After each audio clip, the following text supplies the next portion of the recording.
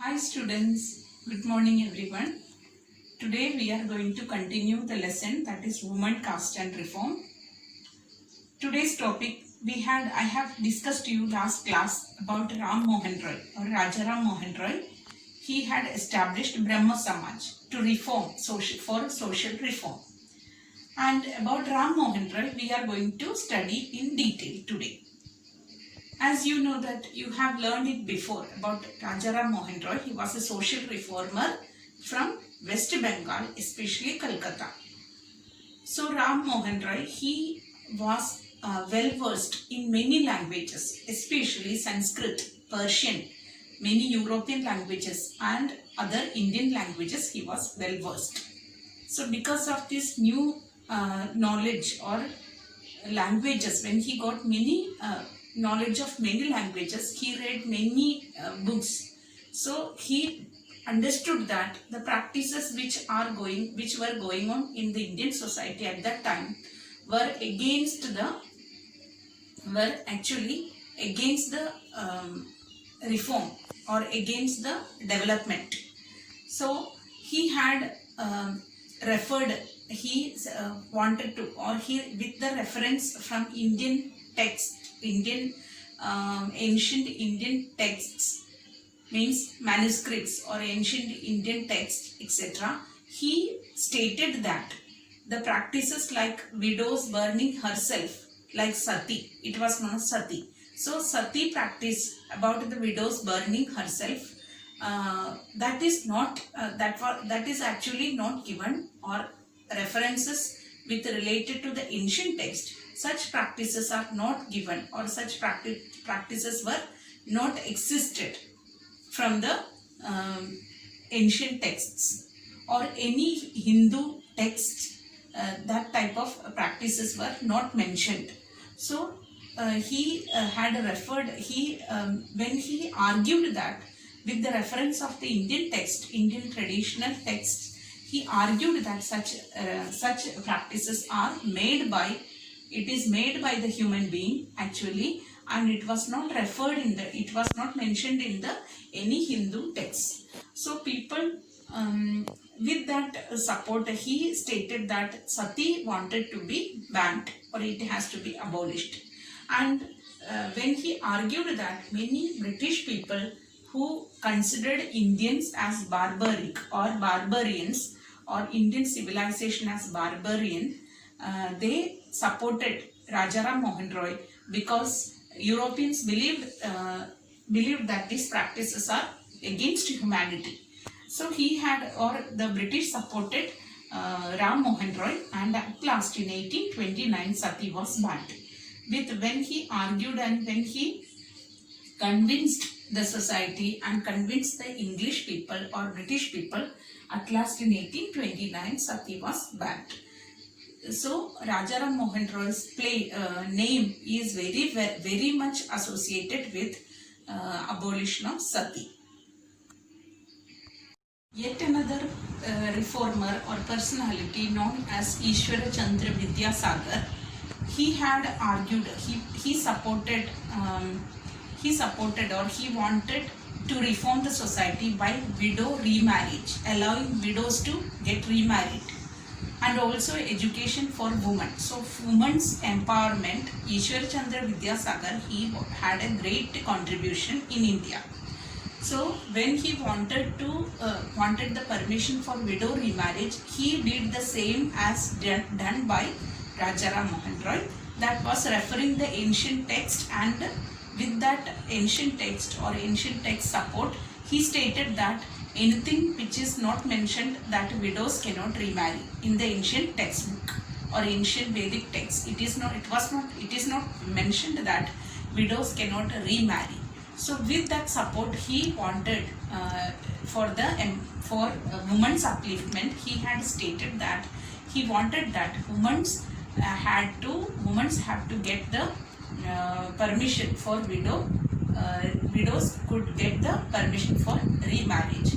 So at last, when he pressurized, or when he when he wanted to make the movement or doing these changes, at last in 1856 the British government passed a law to get or to allow or give the permission for widow remarriage.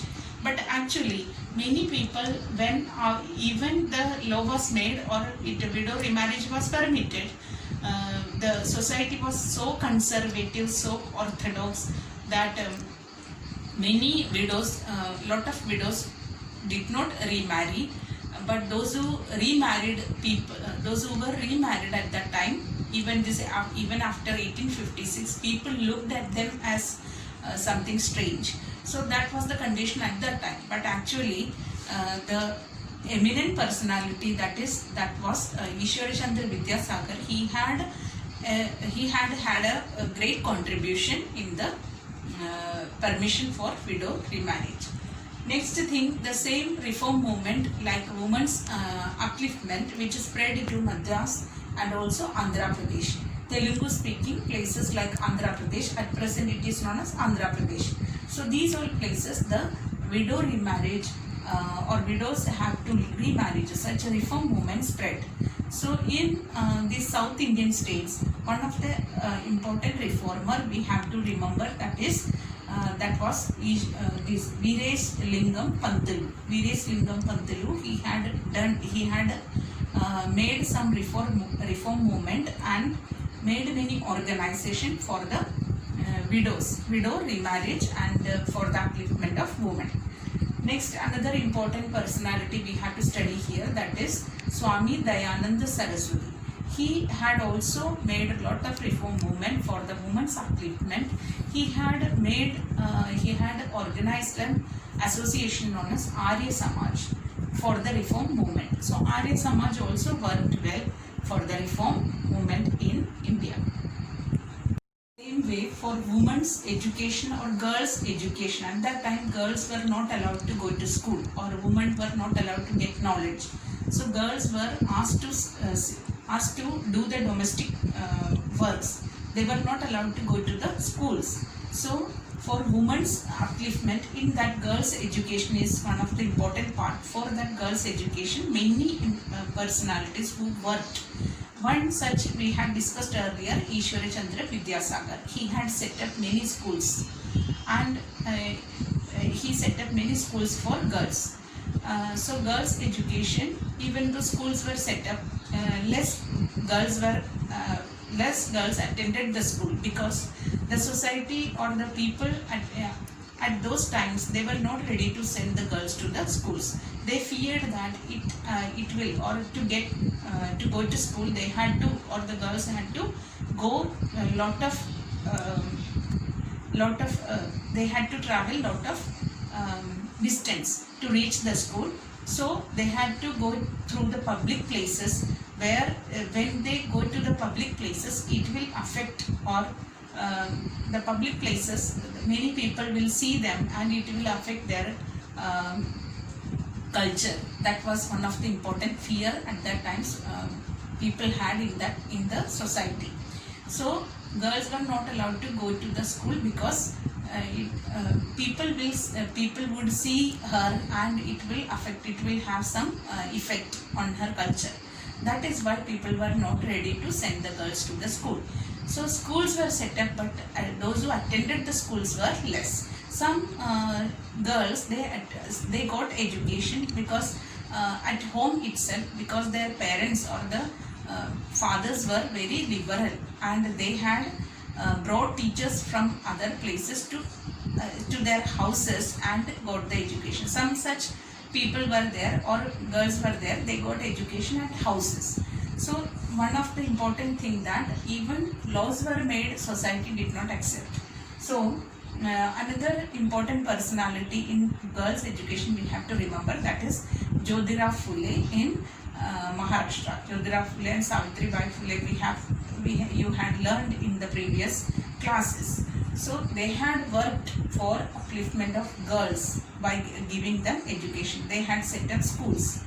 Next, that you had earlier in your 7th or 6th, you had learned about Raj Sundari Devi.